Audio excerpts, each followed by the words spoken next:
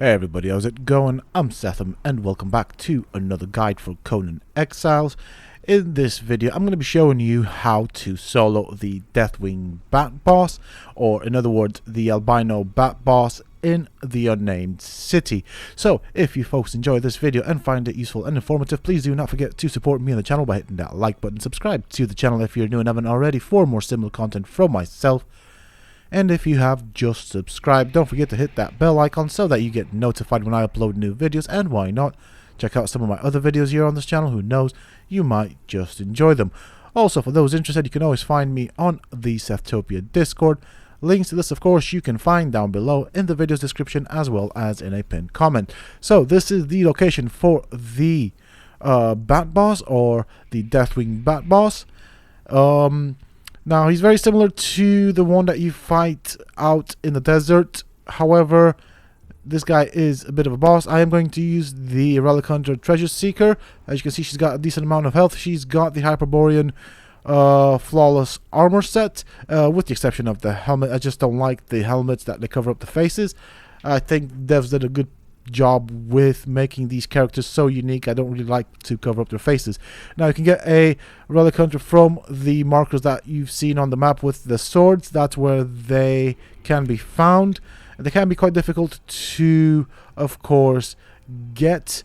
So I would suggest killing off all of the other NPCs around and leaving on the one you want to tame. You will want to do a 1-2 roll away hit with the Truncheon when you tame them. They are difficult to knock out. And I'm going to make my way to the Bat Boss so you guys can see what he looks like. And with this occasion, I also get a screenshot of him to use as a thumbnail. The Hyperborean armor set can be obtained from a tier 4, or the flawless Hyperborean armor set can be obtained from a tier 4 armorer. Now, of course, this is what I have for myself. There are other tier 4 armors that craft flawless heavy armors, and the idea is you do want your thrall to have heavy armor because your thrall is going to be do most of the tanking. And if you have the Sword of Crom, it can also do a lot of damage. Now, I spoke about the Sword of Crom in a previous video. I will briefly cover it in this video as well. The Sword of Crom does, I think, somewhere around 120 damage. Has, I think, 20 or 28 or something like that % penetration. I would probably put more penetration, or a kit that increases the armor penetration. That way it does more damage and it makes it more effective.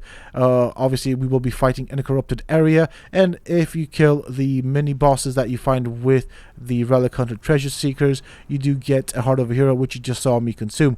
So for this, I'm going to allow my thrall to have a bow and the spear. The spear can be found from one of the bosses that you kill. I will be using the dragon bone weapons. They suit me best. They're easy to repair, easy to get, do a decent amount of damage, and from where I'm standing, just pros all around. Now, at the moment you walk into this area, you will start gaining corruption. So I'm going to use my axe and a shield. I'm going to let him hit me, and I will probably try and get a hit on him, let my thrall pick it up, and once again my thrall struggles to find her weapon, because hey, why not?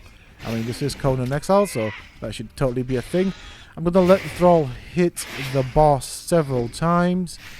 Once the boss has aggroed on my thrall, I will then go behind it and hit it from the rear, where it's less likely to hit me. Now, do bear in mind, it can still hit you, and obviously I will use a two-handed weapon to get more damage, or as much damage as humanly possible. And for some odd reason, I put my weapon away, and I don't know why I did that. So I'm going to be using heavy attacks. At the moment, the thrall, as you can see, is holding the aggro on the boss. She's barely taking any damage, and to be fairly honest, with what she has equipped, I didn't really need to do anything. But if I were to just watch it go, I would probably be here forever and ever. Now, I have swapped back to my axe and shield because I am doing quite a lot of damage to this boss, and so there is a risk of it turning around and trying to go for me. So when that happens, I will just try and position myself so that it hits the thrall, and hopefully the thrall takes the aggro off of me so I can continue taking its health down. Now the benefit of using an axe is that it does also apply bleed. You can of course also use daggers to stack up the bleed if you want to. The only problem with the daggers is you'd have to swap to your shield the moment he turns around, which is what he's done. If you're far enough from him, when he does that sunder, he will deactivate your shield. So basically your character will drop its shield. So do bear that in mind. You will want to make sure that you've got your shield up if he's facing you. So alternately, you can walk away like I did, stack up poison arrows or snake arrows, whatever you prefer. Walk up to him, start hitting him with your axe. He's facing me, so my shield's up. I'm going to let the thrall do the rest of the job.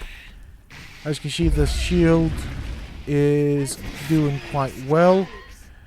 Because I was at a distance, he used his sunder on me, and it made my character drop his shield, so I need to make sure that my shield is back up before he uses his next hit.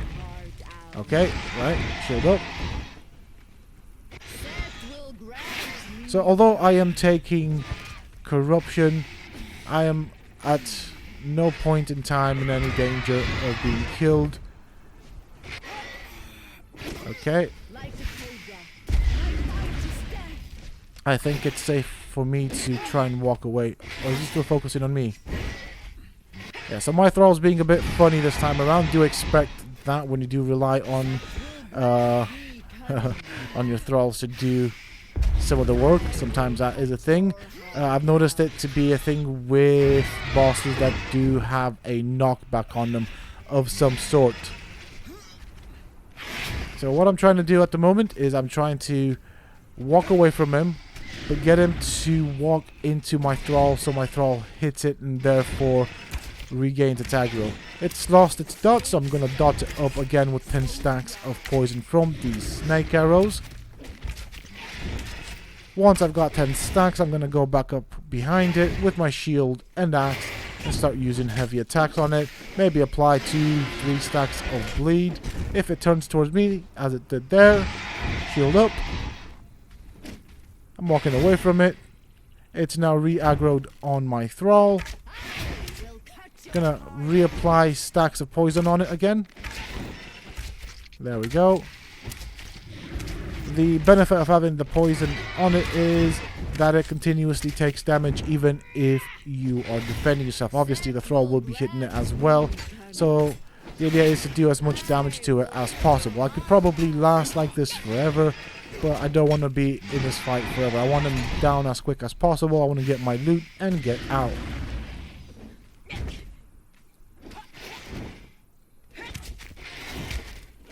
Now if you swap between the bow with the snake arrows and the axe and the shield, as you will see, he is less likely to aggro on you.